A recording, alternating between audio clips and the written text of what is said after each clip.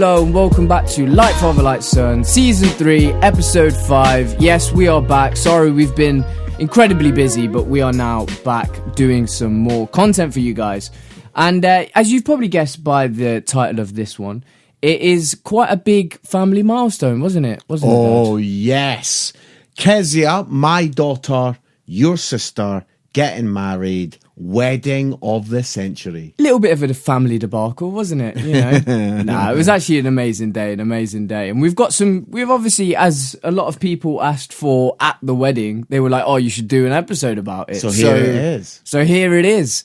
And we've got a lot of funny stories. And the first, maybe we should just start with you telling us about your hair. Yes, I mean that was the first story, and we are definitely going to have to go there now, aren't we?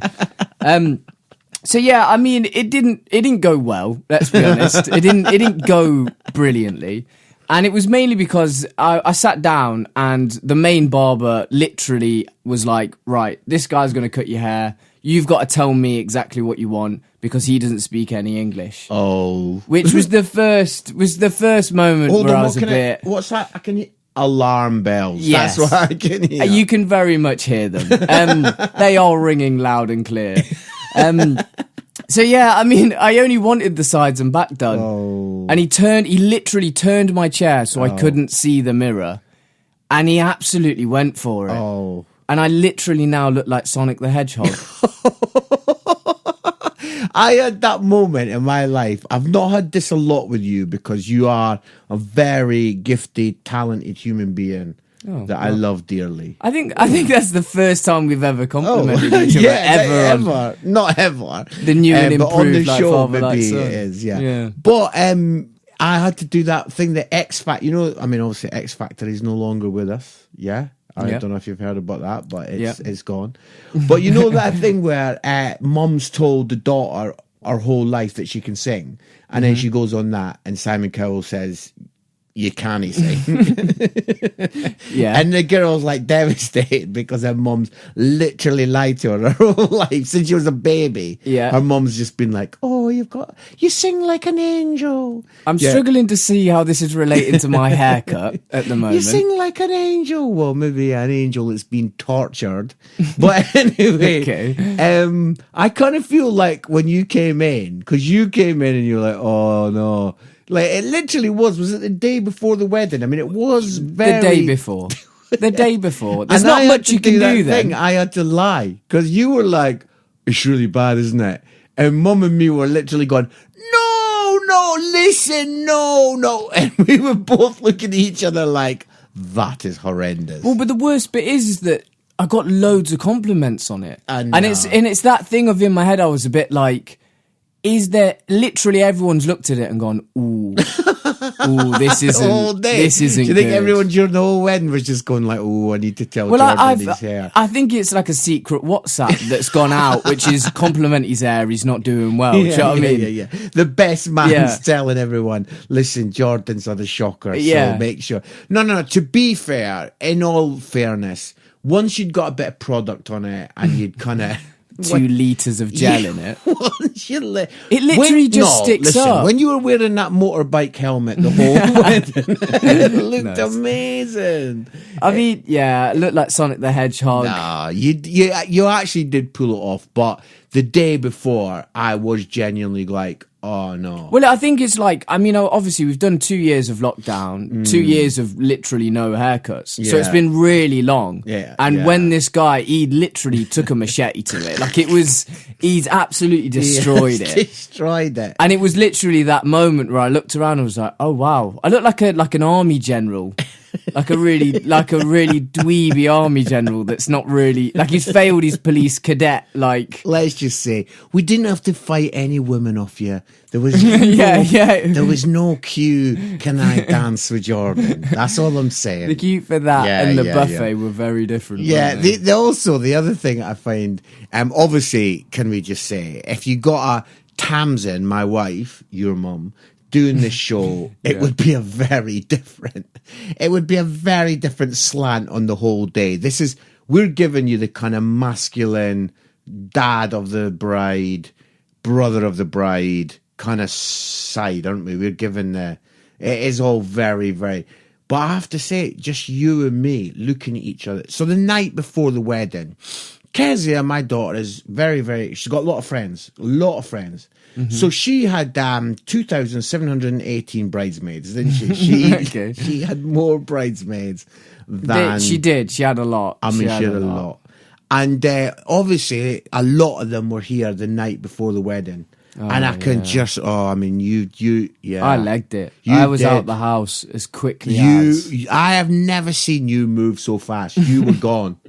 And I was just like this guy on my own, shuffling around my own house from room to room, just going, oh, sorry, girls. Sorry. The house was full, wasn't it? I mean, it was a week thing. Just giggling women. I mean, like giggling girls. Just like, what do you call a gang of bridesmaids? A gaggle. A gaggle of bridesmaids. A gaggle of. I mean, I don't know if it's gaggle aggressive enough, because they just, when they're all together like that, they really do over. I found myself saying sorry for standing in my own being house. A man.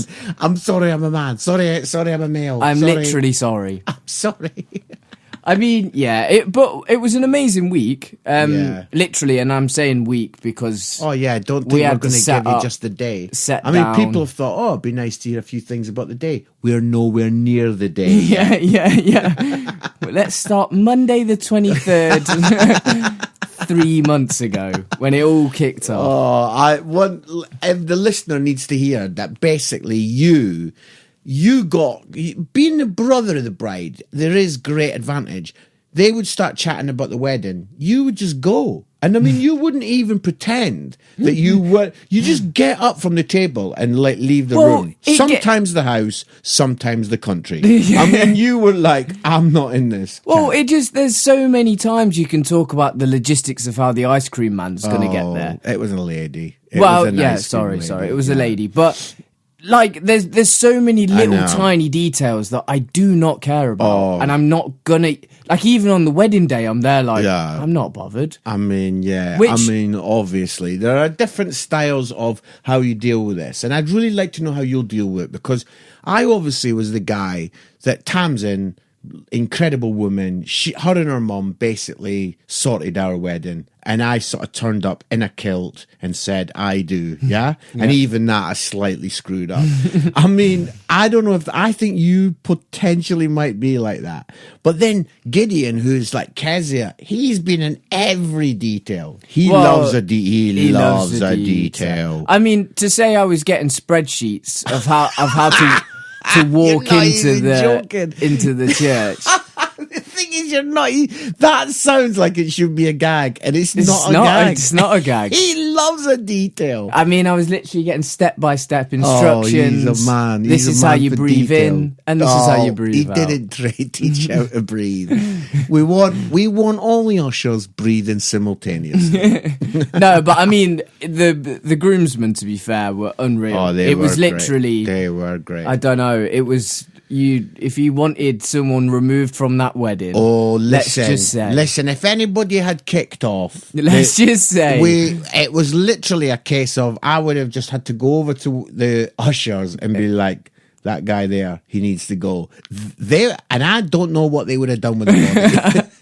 Well, we're in the middle of Sherwood. I don't know. He needs to go, as in out of this wedding, but they would maybe take it as he needs to go, as in he needs to go. So, I mean, one of the things for me, which is quite a strange thing, and it's never happened to me before, obviously you've kind of had it at previous things, is that my entire family is at one place at one time. Yeah. Now, that is the majority of our listeners, and the beautiful thing about it is that I've created a platform to slag all of them off. You can do it right now. And this is the perfect time because they're all going to listen because they were all into this one event. So it's given me great pleasure and joy to go through each one of you? No. Imagine. Wow, just saying, right, well, what was she wearing? What the heck? Gran. No, I'm joking. No, but it's a very strange thing, is that you turn around and obviously, again, to give some geography? Geography is a word, that's right. Very good. Geological. Ooh. You've gone off context. That's what I want to say. Go context. To our family is that obviously you're from Scotland. I am. My mum's from London. Yeah. So obviously you get both sides of the family. You really one's do. in London, one's in Scotland. Yeah. So obviously they don't see each other that often, Not that do they? often. Let's be honest. True. And it was quite weird to look around to see quite a lot of these interactions taking place.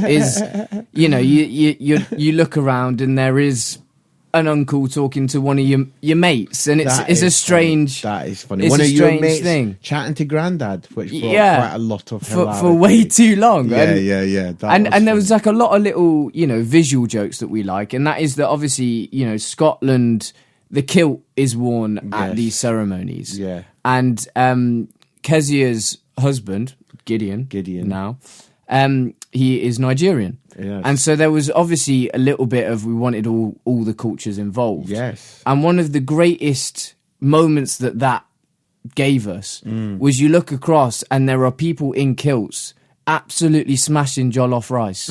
Yes. And that is an amazing image for so many reasons, because it's lovely. Like I just didn't see that ever happening. And it was amazing. You'd got people in kilts chatting to people in, Nigerian sort of kind of like the stuff that they wear for big ceremonies. Do you know what I mean? Yeah. So you got a lot of different things. But no, I wanted to, on the morning of the wedding, so you obviously were with Gideon, the groom. That's how a groomsman. Yeah.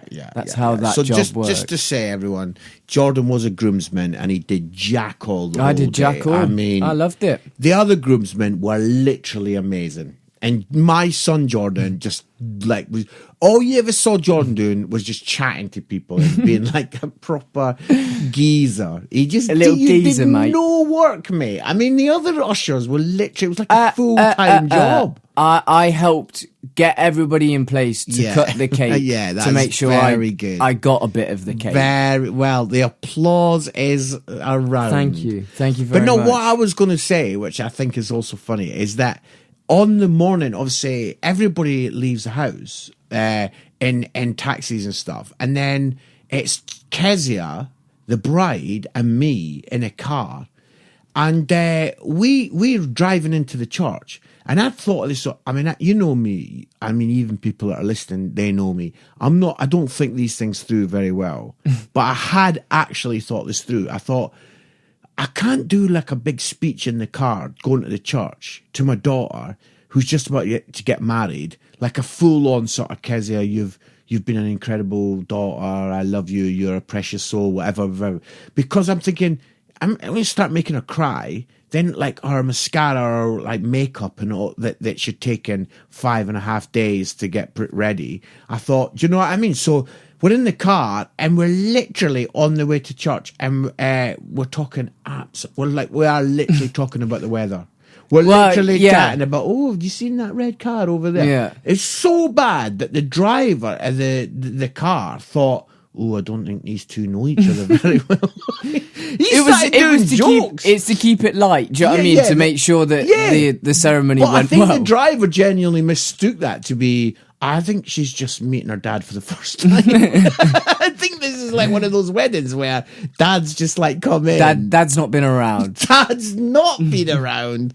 And so Keziah and me did have a good little laugh at that. I mean, to give a little bit of context for some people that maybe weren't actually at the wedding, is that it was very beautiful. I mean, it was like that thing of like me and obviously mum had to walk down first, and we were kind of just a little bit like, we're just going to walk down, and obviously the music starts playing, and there are people weeping. Like, it was a very emotional wedding. I mean, the speeches were absolutely amazing. Obviously yours was very, very good. Thank you. You'd kept a lot of stories from when she was 3 that you literally said to her that you were going to be like, I am literally going to say this in your wedding day. Yes. And so me and my sister obviously were literally looking at each other when you just started going for them. It was amazing. Yeah. Gideon literally sang, Keziah a song. I mean, which was so beautiful. All the speeches were incredible, and then Gideon, the groom, just was basically like, right, okay, game on. Yeah, I'm going to sing a song. Yeah, and he sings a song, and it's beautiful. And I mean, and honestly, I'm not trying to just ham this up because it's my sister's wedding, but I literally was turning around. And there were people absolutely sobbing their hearts out. It was a beautiful moment. It was amazing. I think you or me could have because he said, listen, the wedding was on a Thursday. He said he started writing a song on a Sunday. And I just think you and me could have just got up after he'd done that and said, good song, Gideon. I've written this one in the last 20 minutes and just smacked the song out. Do you imagine that? You singing a song to your sister. I love you, sister. I love you, sister. And everybody just feeling a bit awkward. Well, I think I got indirectly told that I'd got a microphone ban, which is sadly not the first wedding that's been an occurrence. Which I kind of love the fact that it's almost like it's an unspoken rule that's don't give him a microphone. Don't let him have a microphone. Because I feel like I'm just going to get up and do all this really awkward British humour that I'm finding funny. Yeah. Everyone else is finding excruciating. Yeah. What? But did you find it emotional though? Because I mean, like, of course. Listen to the listeners. I cried all the way down the aisle, all the way through the service. I just basically was like a baby. Did you find it emotional though? Because I mean, it's a bit different when it's a brother celebrating a sister's wedding, isn't it? Well, yeah, but I also feel that, like, again, for people that potentially weren't at the wedding, again, it's like, I think it was just one of the first, like, relatively large weddings that most people had been at since COVID. Sure. And I think there was just kind of this weird sort of, like, everyone just had this outpouring of emotion, didn't they? It was just a bit sort of like, everyone's just here, everyone's just having an amazing time. Like, the food's been great. Like, everyone's just, like, really happy. Yeah. And I think, obviously, everyone loves Keziah and Gideon. Do you know what I mean? They're a great couple. So I think it was an amazing wedding. And, yeah, I think that it was just a bit emotional because I think everyone was just very happy. And, I mean, you couldn't keep it together for Love Nor Money. Oh, I was gone. Gideon was going at points. Keziah was going. It was just a bit sort of like, you just look around and it was just like, is anyone actually got it together? If Mum's crying, or if I'm crying, or if Keziah's crying, which one is likely to set you off the most out of those three? Mum, because she's the strongest one out of all of us. Oh. Isn't she a rock? Yeah, I mean, she is. She is. I mean, Keziah, no offense, it's like if her art homework's not going very well. Oh, that could is set her so off. harsh on Kez. With you, let's be honest, you've watched an episode of The Office and you found it slightly too funny. I have to say that recently people have been saying to me, "You are one of the most emotional people I've ever met." I think we are as human beings. And like the Ritchie family in general. I think we are. And I think that, like, so then when it came to a family affair, it was just like, bang, we're gone. Let's go. Everyone's about it. I loved what you said, because I basically stood on the front row and the tears were bouncing off the floor. Like, you could actually hear tears smacking off the floor. But, which is quite interesting. You're in a church, everything's rebounding everywhere. Yeah. But you said that you during part of the service, you were looking around and literally there just was no one not crying. There was not a dry eye. No, there literally wasn't. And again, that's what I was saying is, like, it wasn't just family that were, it was kind of everybody. And I think that it was that beautiful moment of everyone just it was kind of like everyone had got to that wedding and just gone, right, let's have a good sob. Yeah, let's have a good cry together. Yeah. Which is, I don't know, it's a very beautiful thing. And yeah, I was very so good, glad I wasn't wedding. speaking. I mean, the guy that was speaking was great and he did a really good job. I was just so glad it wasn't me, man. I would have just went. No, you did well to keep it together in your speech. I didn't really cry in my speech, did I? No, you didn't. Yeah, and I think because obviously I think you're a pretty good speaker, and I think I've obviously done it a bit. So I think making a living out of it, but sure. I think the speeches were high caliber, and that's why I just hats off to Gideon that he just looked at all that and thought, yeah, I'll sing her a song. Yeah, that's what I'm going to do. Right, so I've got a little game. Oh. And that is... know what is happening right now. This is how unplanned this is. You get the live reaction, which is, oh, what are you doing? How many times did I get asked if I was going to be next? Oh, I love that.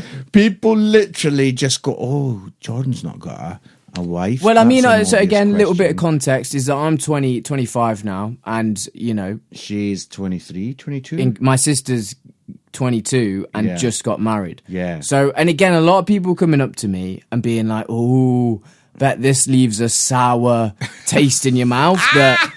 Your sister's got married before you. Isn't that? Oh, it's weird, isn't it? Yeah. See, I would have said, if you'd not had the haircut that you had, you'd have got asked it a lot. But I feel like people were more likely saying, ooh, do you think you'll ever get married with a haircut like that? Did Sonic get married? I don't think he did. Sonic is not married. The other thing it was quite funny was that You've not answered it. Oh, I think 15. Wow. I got asked genuinely 13 times. 13? 13 people came up to me and had that exact same conversation with me. Wow, that is... And I was counting in my head because I thought it's a funny thing of... Yeah. Yeah, but don't you think there is some things that like people just... They've got nothing really to talk about, so they just grab the first... I mean, I had some random conversations with people on that day. Yeah. And you're just like, yeah, let's roll with it. You know, we've all been in COVID. No one really knows how... No one can really remember how to be in social occasions, can they? No. They're like literally scrabbling around. So somebody at one point said to me, so, do you go up to Scotland much? I'm like, oh, come on. Yeah. Well, someone asked you who you were a part of. That's a great story. Is that obviously I was father of the bride, and near the end of the night, let's just say the lady in question had a little bit to drink.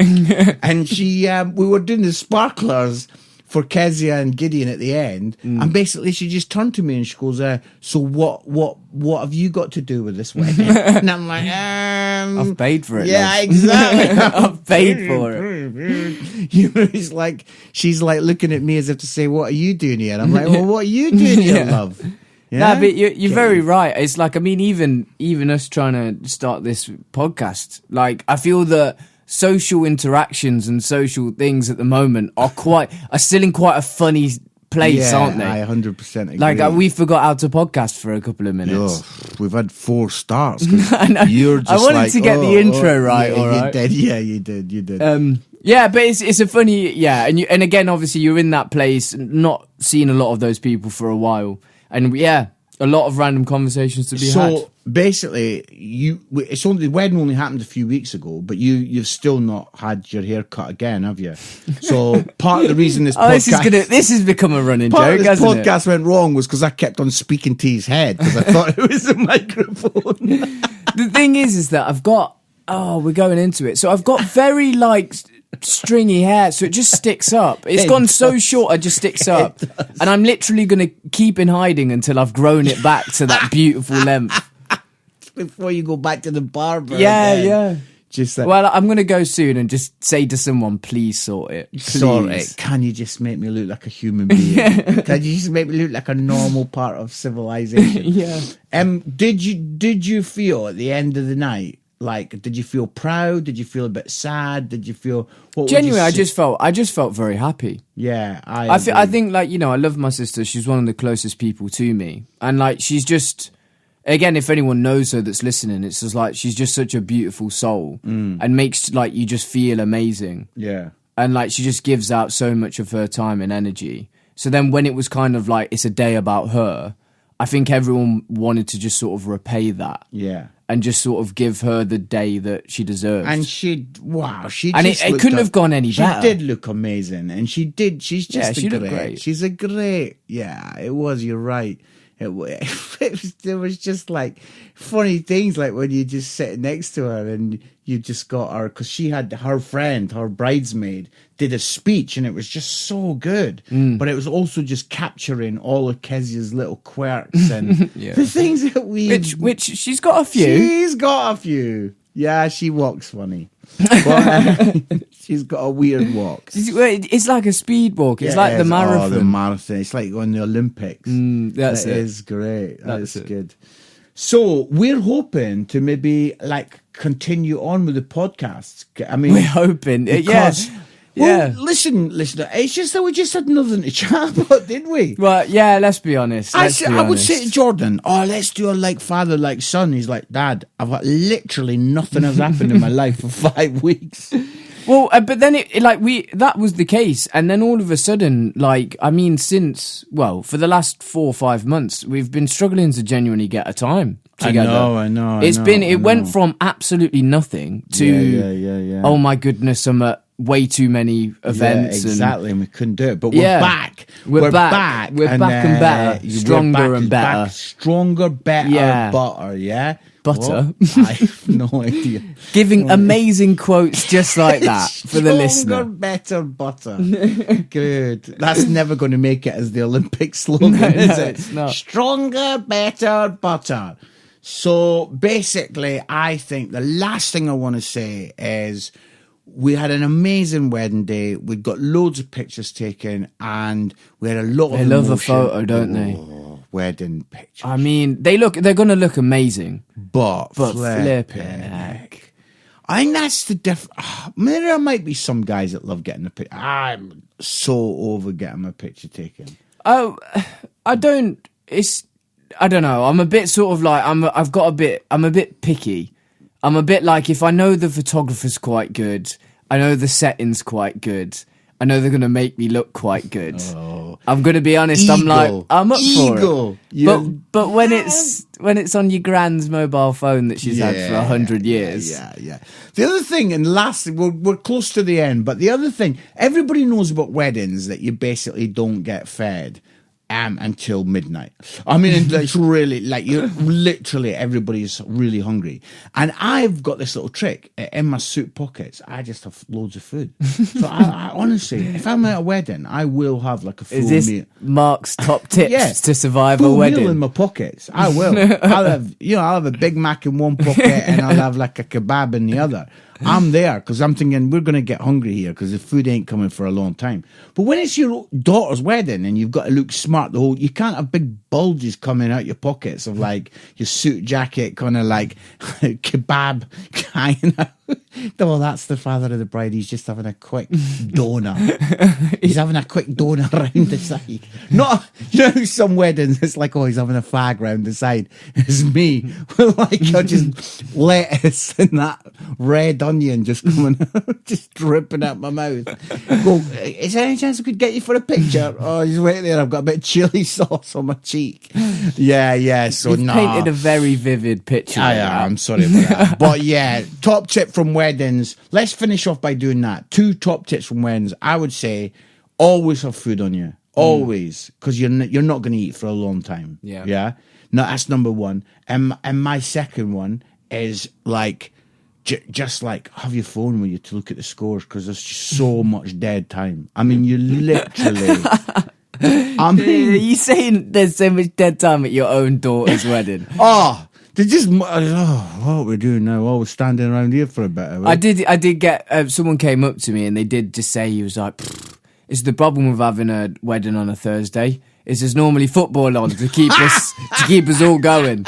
And I was just there I love that. Okay. I love that. Yeah, and in the evening, did you get a burger in the evening? Because they had hog roasted in the evening. Did they? Yeah, this is what I'm saying. Everyone ate wedding food, obviously in the what's that called, in the afternoon at that bit, and then obviously like when the hog roast come in the evening, everyone's full, so nobody's at it. But I thought, well, I'm flipping paying for that, so I was literally. Forget the bread. Just put the meat in my mouth. Forget the bread. I don't want your baps. I want the meat. Just put it straight in my mouth. The guy's like, well, okay, sir. If you come back for another one, we're going to have to call security. I am security now. Stick the meat in my mouth. I was very Scottish. I don't really know what to say at the end of that. Scottish. Tight with money. Just wanted to of batter the man food. shoveling, pulled pork straight into my mouth because I don't want to be ripped off. I'm paying for this. Yes, that tray as well. That tray of meat as well. Come on. The stuffing and the crackling. The stuffing Get that and the stuff crackling. in. So, oh man. But anyway, what a great day. And listen, if my wife and my daughter were doing this podcast, they would have put a very different slant. A very different spin on it. And hey, comment if you want to hear it, because maybe we could do that. It would be all makeup and perfume and and the flowers, grace and loveliness, and did you see the way? And we're like, stick more meat in my mouth. Well, that's been everything from today's episode on Like Father, Like Son. Follow us on all the social medias to keep up to date with all the future episodes. And we'll see you on the next episode. Goodbye. Thank you for listening to the Like Father, Like Son podcast. If you enjoyed this episode, be sure to subscribe and you will be notified every time there's a new episode.